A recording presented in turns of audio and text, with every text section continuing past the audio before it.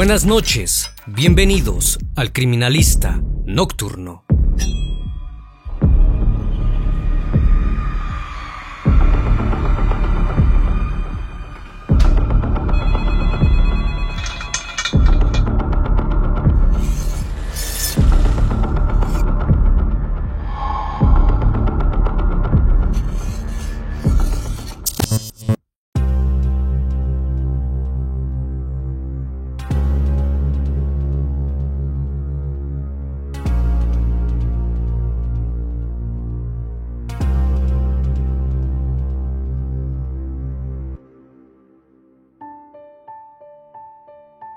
El 27 de febrero del año 1996, Juan Fernando Hermosa se dirigió a un bar deplorable en la provincia de Sucumbíos, al norte de Ecuador.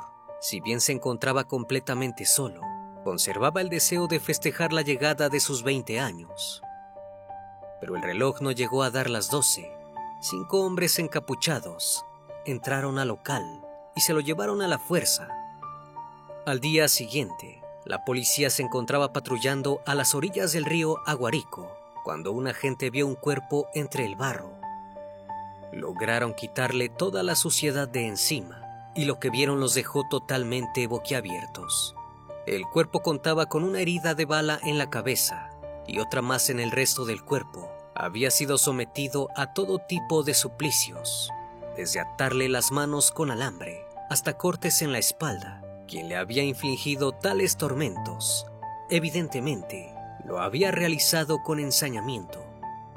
En un principio, el rostro parecía indistinguible, ya que estaba completamente desfigurado, pero rápidamente, un agente notó unos documentos que sobresalían de la chaqueta del muchacho. Entre los mismos, encontraron una identificación estudiantil de un establecimiento de educación a distancia, donde podía leerse claramente el nombre de la víctima. También contaba con una boleta de libertad emitida por el Tribunal de Menores y, lo más importante, un recorte de periódico que citaba el síndrome Hermosa en todo el país. No sabían con exactitud si se trataba del mismísimo Juan Fernando Hermosa, el asesino más joven de la historia de Ecuador, cuyos crímenes habían mantenido en vilo a todo un país. Se preguntaron cómo pasó de ser victimario a víctima en tan solo una noche y tener un final tan escalofriante. El Criminalista Nocturno. Juan Fernando Hermosa llegó al mundo un 28 de febrero del año 1976 en Cantón Xuxufindi de la provincia de Sucumbíos en Ecuador. Sus padres biológicos carecían de recursos suficientes para criarlo, por lo cual lo llevaron a un orfanato en Clemente Vaquerizo, en la ciudad de Babahoyo. La suerte parecía estar a su favor. Rápidamente fue adoptado por Olivo Hermosa Fonseca y Zoila Amada Suárez, una pareja acomodada de Quito. Se mudaron a un barrio en la zona norte de la ciudad, con esperanzas de darle al niño un futuro mejor. Cortaron todo lazo con los padres biológicos y decidieron que lo mejor era ocultarle que era adoptado. Eran una familia por demás peculiar. Olivo era militar, dueño de una gran cantidad de terrenos en el oriente del país. Por su parte, Zoila era una ama de casa que sufría de artritis y de sordera, lo cual le hacía muy difícil desempeñar su rol como madre. El trabajo de Olivo lo llevaba a viajar constantemente, por lo cual casi no estuvo presente durante la niñez de Juan Fernando. En estas ausencias, el pequeño no solo tuvo que criarse solo, sino que también tuvo que cuidar desde temprana edad de su madre adoptiva. La única salida que realizaban en familia eran los domingos por la tarde. Los tres juntos se dirigían al centro histórico de Quito, una zona que contaba con unas 130 edificaciones monumentales, patrimonio cultural del lugar. Allí, Juan Fernando hacía una de las pocas cosas que le daban felicidad: jugar con los caballos mecánicos. A ojos de los Hermosa, todo parecía marchar relativamente bien. Juan Fernando era un niño educado, sacaba buenas calificaciones y era increíblemente inteligente, hasta que una tarde todo cambió. Cuando todavía era pequeño, A la edad de 7 años, Juan Fernando descubrió el secreto que le habían ocultado durante su corta vida. Era adoptado. Su hermana biológica había tomado la decisión de visitarlo y hacerle saber la verdad. Luego de eso, jamás volvió a ser el mismo. Comenzó a asesinar animales que encontraba en el barrio e incluso llegó a ir al colegio con la cabeza de un gato que él mismo había decapitado. Y por si esto fuera poco, en ocasiones bebía la sangre del animal. El risueño niño, de rostro delgado, tez morena y pelo rizado, se convirtió en un adolescente extremadamente flaco y de ojos saltones, que parecían albergar una profunda tristeza, y por sobre todas las cosas, en una persona completamente problemática, razón que lo llevó a abandonar el colegio y comenzó a delinquir. Pero cuando cumplió 15 años, Juan Fernando pasaba la mayor parte del tiempo fuera de su casa. Frecuentaba todo tipo de bares y discotecas. No obstante, todavía era joven, por lo cual su lugar favorito era la sala de juegos electrónicos, ubicadas en el sector de la Marín de la ciudad. Allí conoció a un grupo de 10 jóvenes que tenían los mismos intereses que él. Por su fuerte personalidad, se convirtió rápidamente en el líder del grupo. Ya nadie lo llamaba Juan Fernando. Todos se referían a él por su apellido, Hermosa. Al principio lo que parecía unirlos eran los videojuegos, pero rápidamente la situación escaló. Comenzaron a cometer delitos menores, tales como robar casas o almacenes. Durante una de sus actividades, Hermosa fue descubierto por la policía. Sin embargo, era extremadamente rápido. No dudó en dar un nombre falso, Juan Carlos Acosta. Hermosa fue liberado y su deseo por delinquir aumentó. Fue así que una tarde decidió robar un vehículo junto con otros chicos, pero las cosas no salieron como esperaban, pues fueron detenidos y enviados a una institución de menores. Lejos de rectificarse, Hermosa siguió delinquiendo junto a su cuadrilla. Durante el año 1991, llevaron a cabo tantos crímenes que ya toda la ciudad sabía de su existencia. Tanto les temían que les pusieron un apodo, la Pandilla del Terror. Sin embargo, no fue hasta el 22 de noviembre de ese mismo año que los jóvenes criminales decidieron cruzar el umbral y pasar de cometer delitos menores a realizar un acto muchísimo peor. Esa noche, Hermosa y sus amigos salieron a bailar a una discoteca ubicada cerca al puente del Guambra, sobre la avenida 10 de agosto, una de las más importantes y transitadas de la ciudad. Allí decidieron tomar un taxi marca Sanremo. Al subirse, le indicaron al conductor que manejara en dirección al norte de Quito. Vieron el nombre en la planilla, Jorge Aguirre Zambrano. No habían pasado ni 10 minutos desde que inició el trayecto, cuando Hermosa sacó un arma 9 milímetros de su bolsillo. Sin mediar palabra, la accionó 2 veces en la cabeza del conductor, quien pereció al instante. Con el cuerpo en el auto y transitando la avenida abarrotada de personas, Hermosa le indicó a uno de sus compañeros que condujera hacia el sur de la ciudad. Una vez que llegaron a destino, arrojaron el cuerpo del taxista a un guardarraya, nombre que en Ecuador se le da a los caminos estrechos que están junto al sendero principal. Mientras que Hermosa volvió a su casa, sintiéndose completamente victorioso, sus amigos se fueron a beber a un bar. Algunos incluso lloraron de la impresión, pues no podían creer lo que habían hecho. Al día siguiente, la Policía Nacional encontró el cuerpo de Zambrano y comenzaron con las investigaciones. Sin embargo, estaban lejos de dar con el asesino, y la pandilla, presionada por su líder, tenían la posibilidad de seguir haciendo de las suyas. Apenas 7 días después del crimen, Juan Hermosa decidió que quería volver a atacar, pero esa vez quería hacerlo personal. Deseaba que su segunda víctima fuera alguien que conociera. Se dirigió a la zona sur de la ciudad, hacia una peluquería que frecuentaba. Allí lo atendía Charlie, un transexual que siempre había tenido muy buen trato con el joven pandillero. Hermosa entró en el local completamente alcoholizado, acompañado de sus amigos. Le pidió a Charlie que le cortara el pelo, quien accedió sin dudar. Luego de realizar sus servicios, Charlie invitó de buena gana a los jóvenes a su casa para tomar algunas botellas más. Una vez que se encontraban dentro del domicilio, Hermosa inició una pelea con el peluquero. Les pidió a sus amigos que lo defendieran. Los 10 jóvenes le hicieron caso y comenzaron a golpear a Charlie, quien sin éxito intentó pedir ayuda. Irritado ante los gritos de súplica, Juan Hermosa sacó el arma 9 milímetros de su chaqueta y la detonó 5 veces, quitándole la vida. Tras haber salido airoso de su segundo crimen, Hermosa estaba más ebrio de poder que nunca. Durante las siguientes semanas, siguió el mismo modus operandi. Gracias a un contacto que tenía con la policía, pudo conseguir más municiones.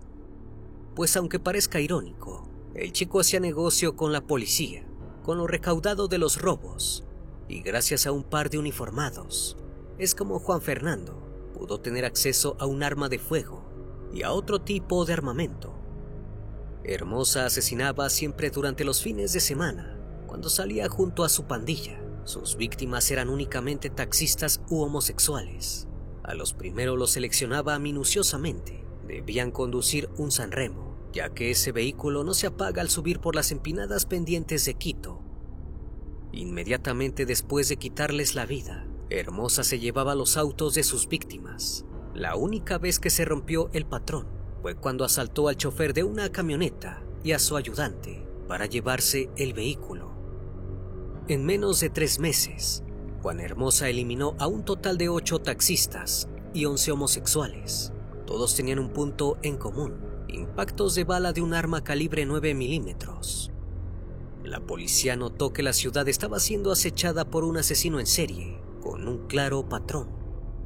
La noche del 14 de diciembre, Hermosa se cobró la vida de 3 taxistas más. La situación se había excedido completamente. Varias cooperativas de taxistas dejaron de operar después de las 6 de la tarde. La Policía Nacional también tomó cartas en el asunto, creando el Centro de Operaciones de Inteligencia, que tenía un único objetivo: encontrar vivo o muerto al responsable de estos crímenes. La prensa también alertó a la población sobre el peligroso asesino que andaba suelto. Los pocos testigos de sus crímenes lo describían como un muchacho muy joven, por lo cual fue apodado el Niño del Terror. Mientras el pánico crecía, los asesinatos también, pero todo estaba a punto de cambiar. El mayor Fausto Terán Bustillos, quien estaba al mando de un escuadrón conformado por el Grupo de Intervención y Rescate de la Policía Nacional, era el encargado de investigar los asesinatos del Niño del Terror. Cuando se le ocurrió una idea, decidió que lo mejor era capturar a uno de sus discípulos, que lo pudieran guiar hacia él. Consiguió dar con Tomás Angulo, uno de los miembros de la pandilla del terror. Fue arrestado junto a otros 5 jóvenes mientras hurtaba en el centro de la ciudad. Luego de una serie de presiones y amenazas de parte del mayor, Angulo decidió delatar a su líder. Dio su nombre completo y la dirección de su casa.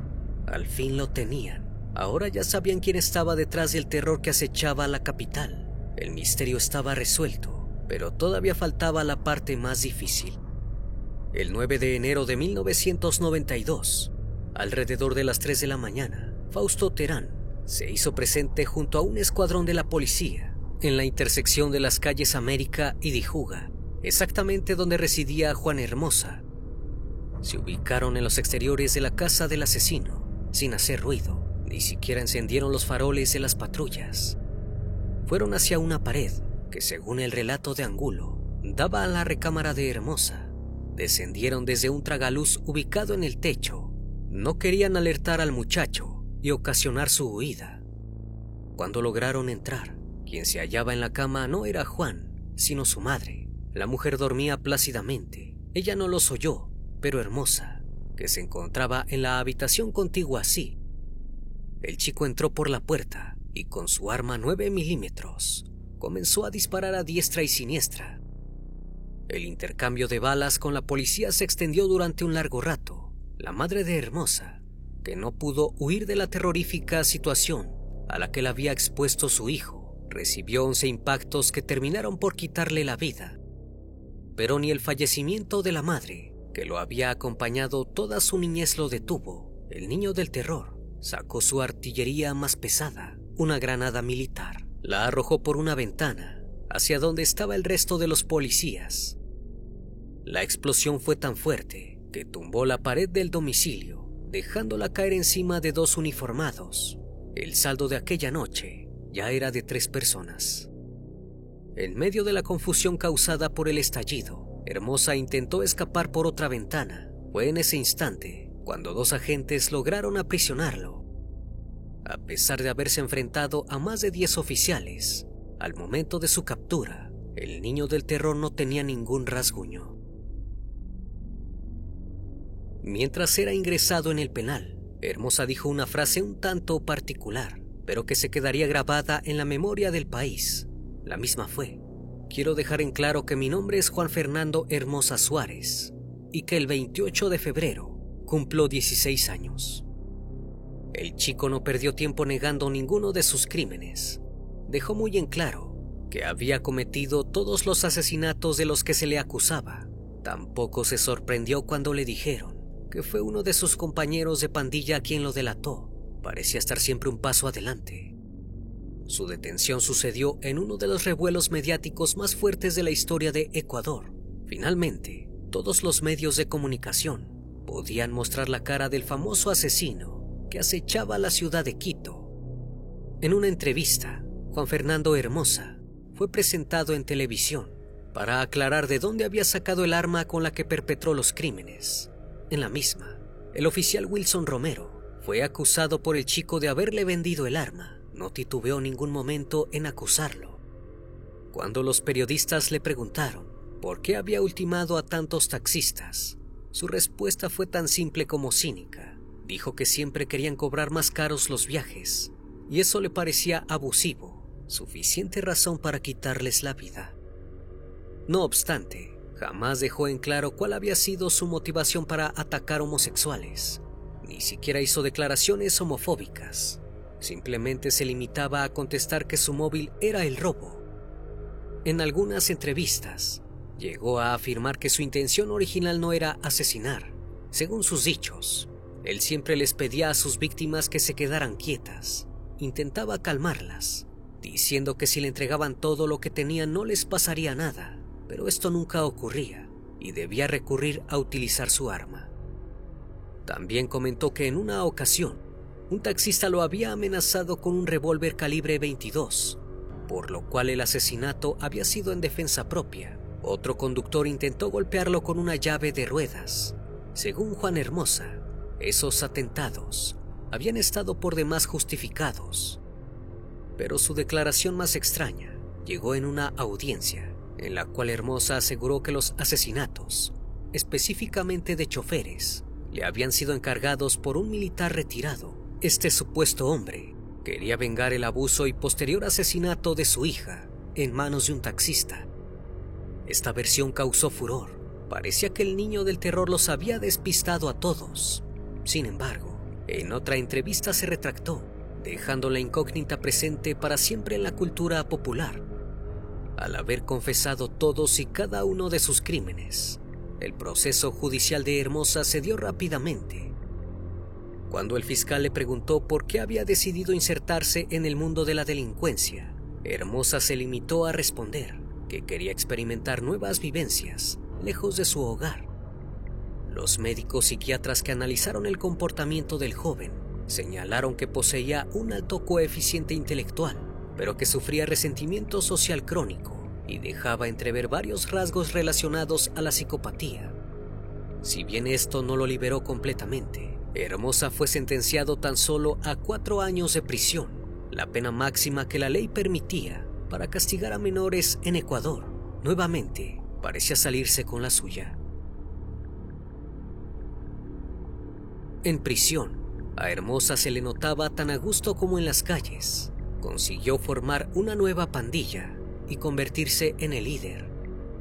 Era tanto el poder que tenía que a la hora de la comida solicitaba la presencia de un oficial de alto rango para que probara su plato. Temía ser envenenado por otros reclusos o por los mismos agentes.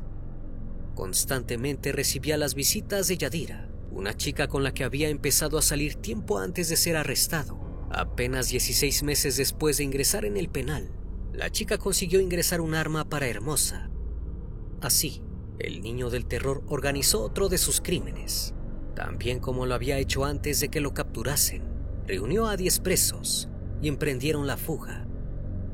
Mientras realizaban la huida, un policía intentó detenerlos.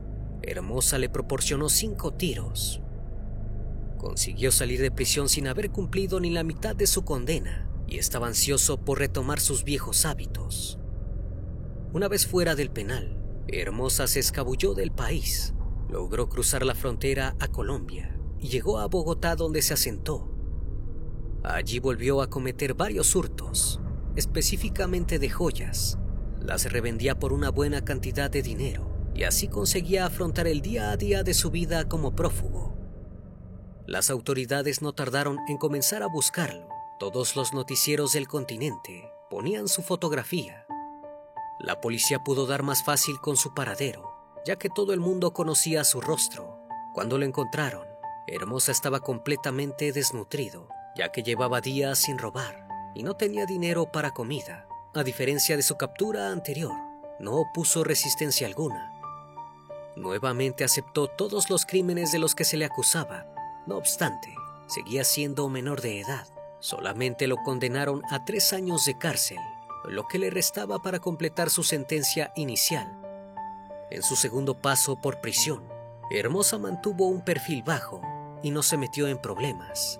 Fue liberado en el año 1996, habiendo cumplido su condena.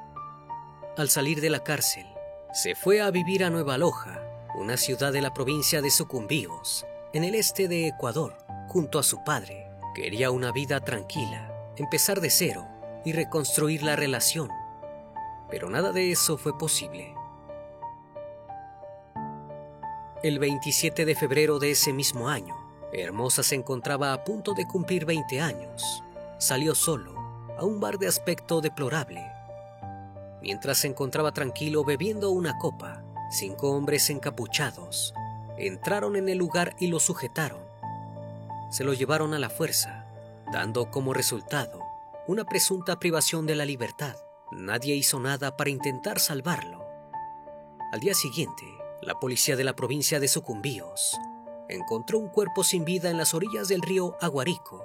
Estaba completamente embarrado, por lo cual tardaron un tiempo en quitarle toda la suciedad. Su ropa estaba rasgada, los zapatos habían terminado a unos metros y solo llevaba puesto uno de los 2 calcetines. Cuando pudieron ver bien el cuerpo, notaron que el mismo contaba con un tiro en la cabeza y otros en el resto del cuerpo. Tenía notorios signos de tortura, las manos atadas con alambre y cortes en la espalda. En un principio, los agentes pensaron que sería imposible distinguir de quién se trataba, ya que el rostro estaba completamente desfigurado. Parecía que le habían pasado las llantas de un automóvil por encima. No obstante, al inspeccionar la ropa hallaron 3 documentos. El primero era una identificación estudiantil del establecimiento de educación a distancia llamado Monseñor Leónidas Proaño. En la misma se podía leer claramente el nombre, Juan Fernando Hermosa. También contaba con una boleta de libertad emitida por el Tribunal de Menores y, lo más impactante, un recorte de un periódico que citaba el síndrome Hermosa en todo el país. Probablemente, aquellas eran las únicas posesiones que Hermosa tenía en el mundo, o al menos, las únicas que le importaban. Solo su padre lamentó su fallecimiento, ya que habían logrado unirse durante los últimos meses de vida. El resto del país festejó su deceso y lo vieron como una especie de venganza colectiva. La causa jamás fue investigada, si bien era evidente que quién o quienes lo habían asesinado se habían ensañado con él y podían ser personas peligrosas. Las autoridades vieron el caso como un simple ajuste de cuentas entre delincuentes. Al momento de su deceso, Hermosa estaba intentando terminar la escuela. Parecía querer convertirse en alguien distinto, quizás mejor. No obstante, jamás se supo si se arrepentía de sus actos. Las razones por las que decidió cobrarse la vida de tantas personas sigue siendo al día de hoy un gran interrogante, tan grande como lo fue su final.